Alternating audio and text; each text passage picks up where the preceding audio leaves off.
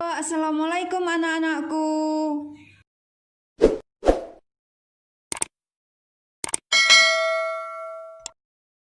Halo, apa kabar anak-anakku? Alhamdulillah. Sebelum memulai pembelajaran terlebih dahulu kita berdoa. Semoga kita senantiasa diberi kesehatan dan dilindungi oleh Allah Subhanahu wa Ta'ala, serta apa yang dipelajari hari ini membawa manfaat. Berdoa dimulai. A'udzu billahi minasyaitonir rajim. Bismillahirrahmanirrahim. Raditu billahi robba wa bil islami dina wa bi muhammadin nabiyya wa rasula. Rabbi zidni ilma warzuqni fahma. Selesai. Baiklah anak-anakku, sebelum kalian memulai pelajaran terlebih dahulu kalian harus memahami KD yang akan dipelajari. KD pengetahuannya yaitu menganalisis tokoh ilmuwan muslim Ali bin Rabat At-Tabari, Ibnu Sina, Ar-Razi, Al-Kindi, Al-Ghazali, Ibnu Maskawai, Jabir bin Hayyan, Muhammad bin Musa Al-Hawarizmi, dan peranannya dalam kemajuan peradaban Islam pada Daulah Abbasiyah. KD keterampilannya mengelola informasi dari biografi dan karya para ilmuwan muslim pada masa Daulah Abbasiyah. Baiklah anak-anakku, materi selanjutnya yaitu ilmuwan dinasti Abbasiyah. Dinasti Abbasiyah berkuasa lebih dari 5 abad atau 5,5 abad, sejak 132 sampai 656 Hijriah atau 750 sampai 1258 Masehi. Merupakan dinasti Islam yang memberikan sumbangan besar bagi kegemilangan peradaban Islam. Ayo nak, konsentrasi dulu. Banyak ilmuwan cemerlang yang karya-karyanya abadi sepanjang sejarah, sekaligus membuktikan bahwa peradaban dan kebudayaan Islam memberi sumbangan besar bagi peradaban dunia. Untuk mengenal lebih lanjut ilmuwan besar atau termasuk itu ada 8. Di antaranya ini yang pertama yaitu Ali ibnu Rabbani. Yang pertama, yang ke-1. Yang kedua Abu Ali Husain bin Abdullah bin Sina. Yang ketiga yaitu Abu Bakar Muhammad bin Zakaria Ar-Razi. Yang keempat Abu Yusuf Yakub ibnu Ishaq Al-Sabah Al-Kindi. Yang kelima yaitu Abu Hamid Muhammad bin Muhammad Al-Ghazali Al-Tusi. Yang keenam Ahmad ibnu Muhammad ibnu Yakub ibnu Miskawe. Yang ketujuh Abu Musa Jabir ibnu Hayyan.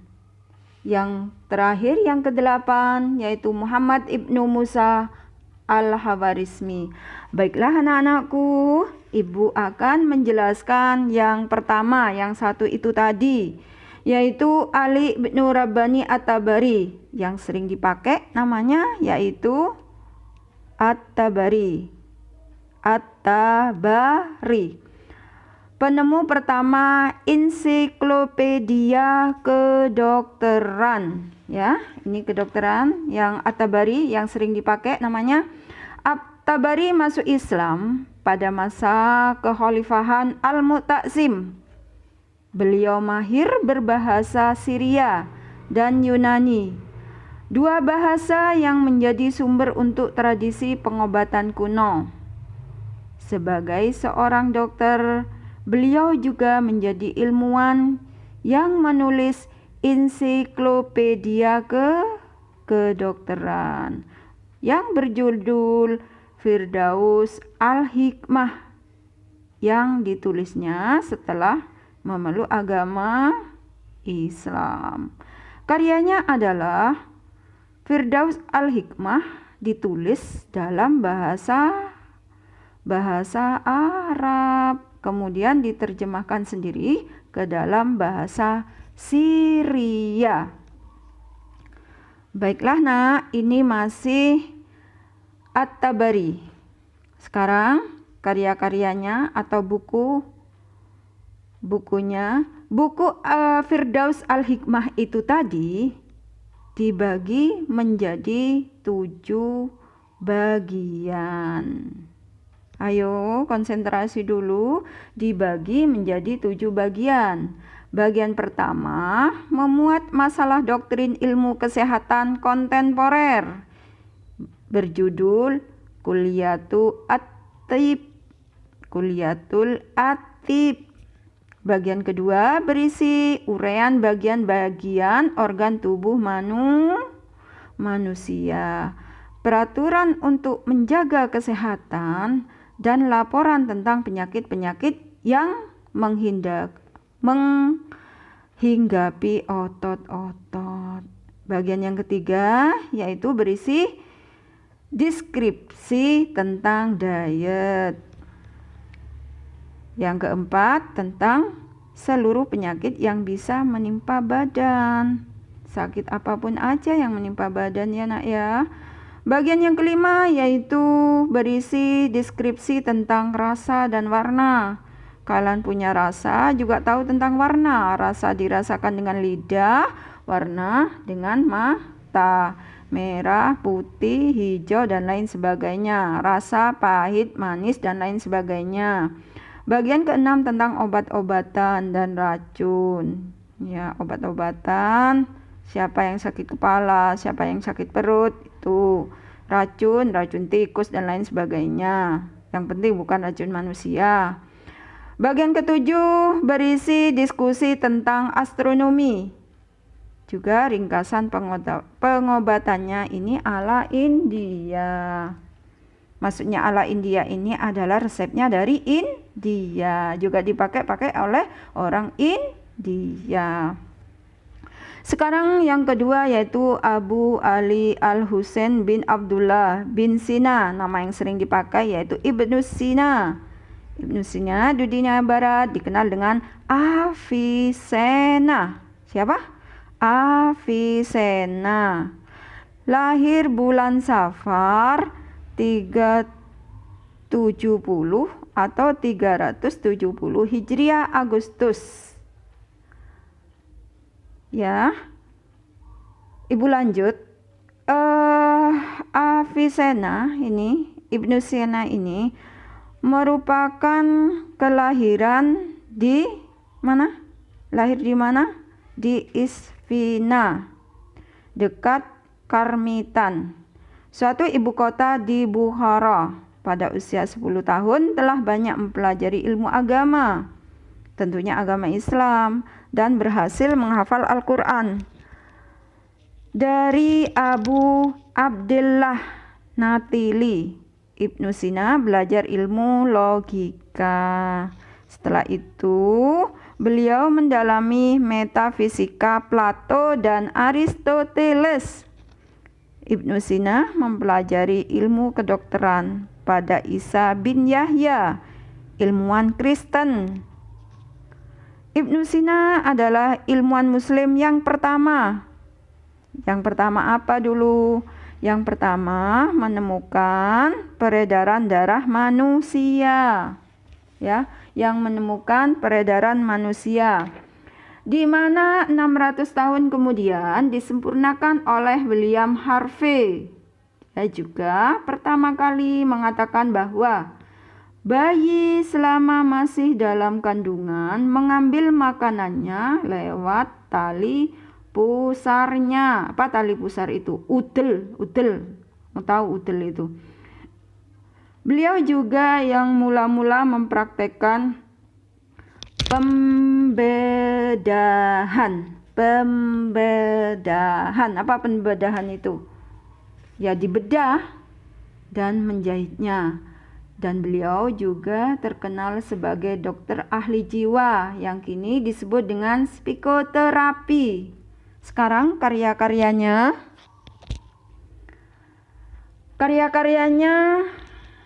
Ibnu Sina adalah buku mengenal politik, mengenai tafsir, psikologi, ilmu kedokteran, logika, musik, dan lain sebagainya ya, Ibnu Sina. Sekarang yang ketiga yaitu Abu Bakar Muhammad bin Zakaria atau yang sering dikenal dengan Ar-Razi. Ar-Razi berasal dari Persia, lahir di Rai pada tahun 865 Masehi. Di dunia barat dikenal dengan panggilan Ar-Razis. Ar-Razi adalah murid cemerlang dari Ali bin Sal Robban At-Tabari.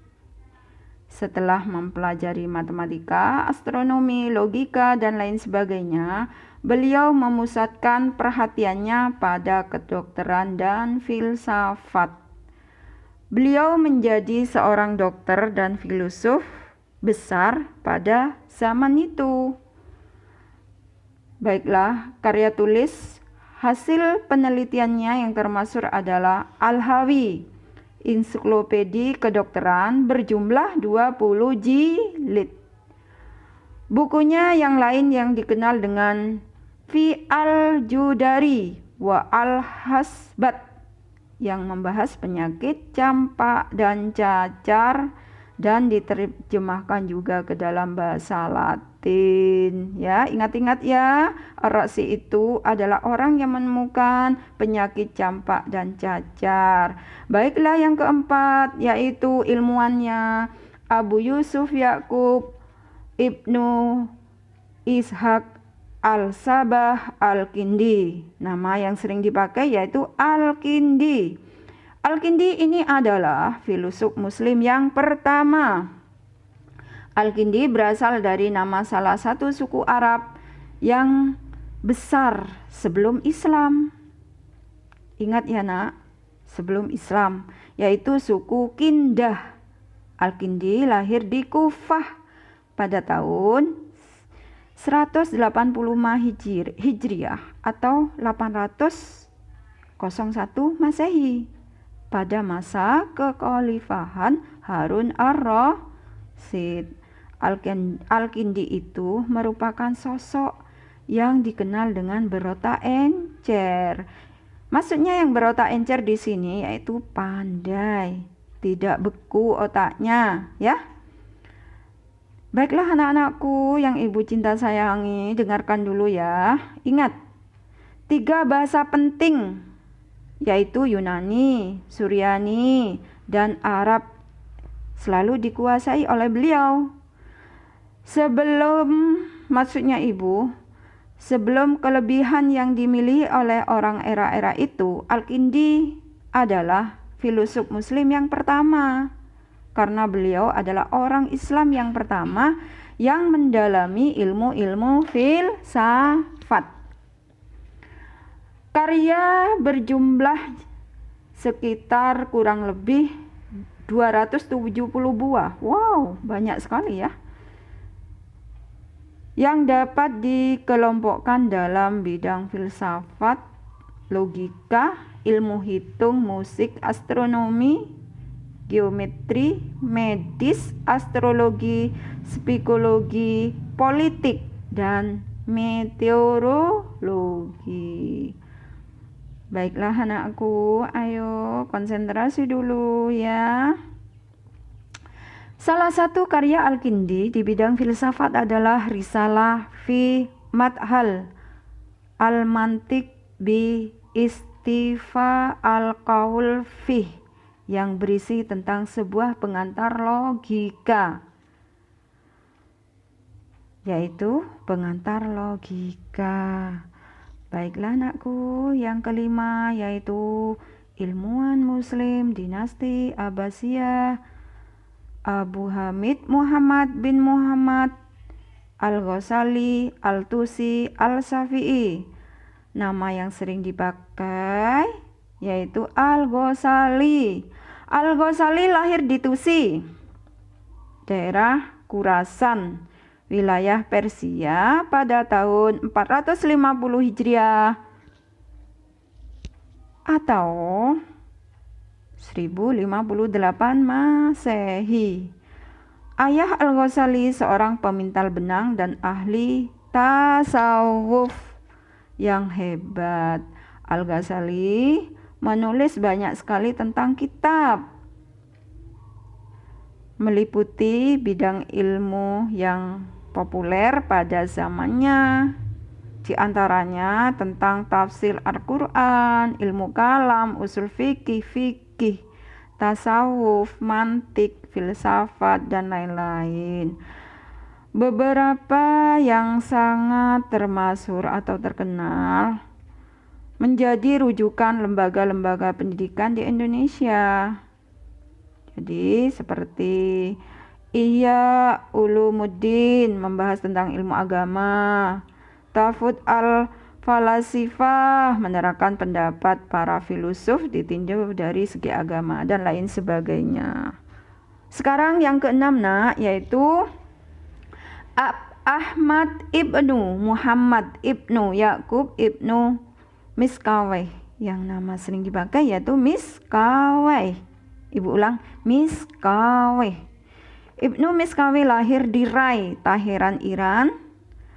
Para penulis sejarah berselisih pendapat tentang tanggal lahirnya. Memang biasa tentang sejarah kayak gitu ya. Ada yang berpendapat tahun sekian, ada yang berpendapat tahun sekian. Jadi sejarah memang ada yang pas, ada yang lebih, dan lain sebagainya. Yang penting kita diambil kesimpulan yang terbanyak aja.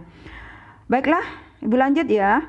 Namun pendapat yang lebih kuat mengatakan Miskawayh lahir pada tahun 330 Hijriyah atau 942 Masehi, dan beliau meninggal dunia pada tanggal 9 Safar 421 Hijriah atau 16 Februari 1030 Masehi. Ibnu Miskawayh dikenal sebagai sejarawan besar yang kemasyhurannya melebihi pendahulunya, yaitu siapa Yang pendahulunya itu At-Tabari. Baiklah, Ibu lanjut kembali. Beliau juga seorang dokter, penyair, dan ahli bahasa serta seorang filosof, yaitu filosof Muslim yang mampu memadukan tradisi pemikiran Yunani dan Islam. Di samping itu juga ahli dalam filsafat Romawi, India, Arab, dan Persia. Baiklah, Bu Guru akan membicarakan tentang karyanya dulu ya.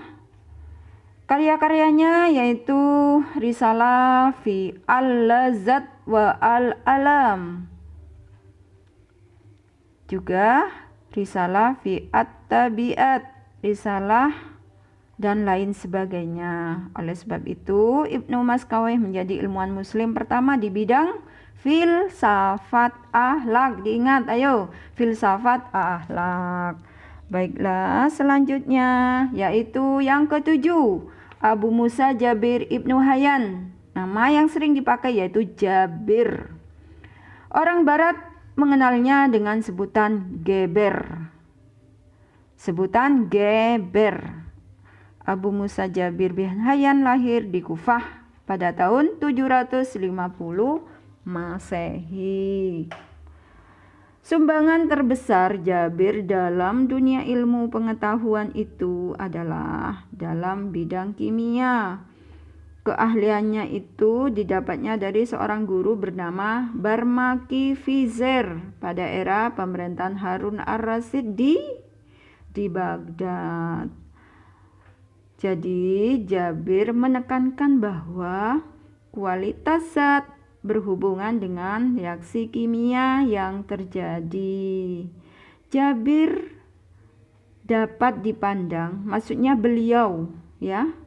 Beliau dapat dipandang telah merintis ditemukannya hukum perbandingan tetap. Jabir menulis kitab-kitab penting bagi pengembangan ilmu kimia, antara lain kitab Al-Kimya, kitab Al-Sa'aben, kitab Ar-Rahman, Al-Tajmi, dan lain sebagainya, ya. Sekarang yang terakhir yaitu Muhammad ibnu Musa Al-Khawarizmi. Nama yang sering dipakai yaitu Al-Khawarizmi. Di dunia barat dikenal sebagai Al-Khawarizmi. Al-Khawarizmi ini memperkenalkan angka-angka India dan cara-cara perhitungan India pada dunia dunia Islam. Beliau adalah ilmuwan yang pertama kali memperkenalkan aljabar dan hisab, pengetahuan dalam bidang matematika, dan menghasilkan konsep-konsep matematika yang masih digunakan sampai sekarang. Sekarang, Ibu akan membicarakan tentang karya daripada Al-Khawarizmi.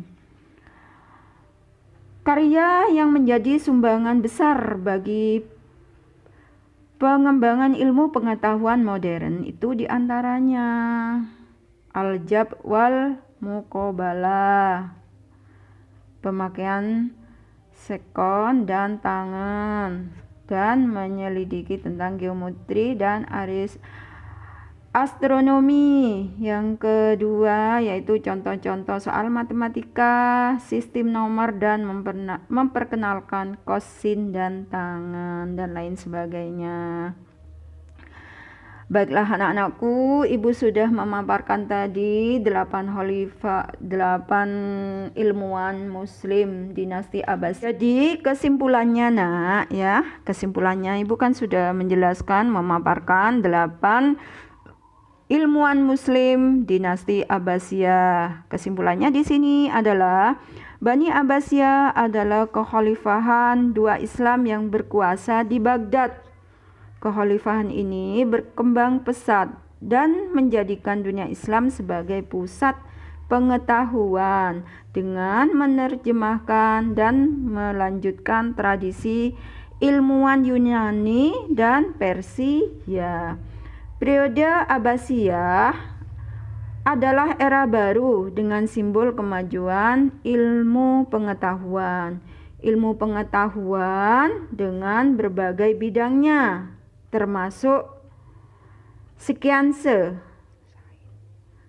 atau merupakan sains, atau juga tingginya peradaban dan kultur pada zaman ini. Bukan hanya identik dengan keemasan, maksudnya identik dengan keemasan Islam saja, melainkan era ini mengukur dengan kegemilangan kemajuan peradaban Islam, ditandai dengan 8 ilmuwan muslim yang terkenal yang sudah Ibu paparkan di atas. Yang pertama itu tadi siapa? Masih ingatkah? Masih ingatkah? Yang pertama, yang ke-1 yaitu At-Tabari. Ayo diingat-ingat. Yang kedua yaitu Ibnu Sina.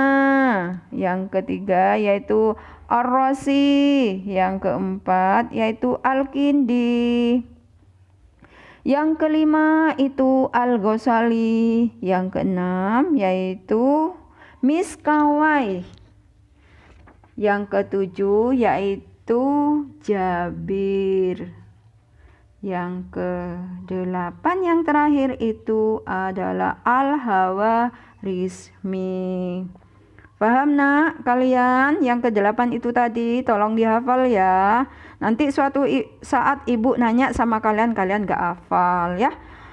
Baiklah nak, untuk materi yang akan datang adalah ulama pada masa dinasti Abbasiyah. Kamu pelajari dulu, nanti kalau Ibu menerangkan tinggal kalian bisa memahaminya. Baiklah, demikian pelajaran hari ini. Semoga ada manfaat. Jangan lupa pelajari buku paket dan UKBM yang ada. Akhirul kalam. Assalamualaikum warahmatullahi wabarakatuh.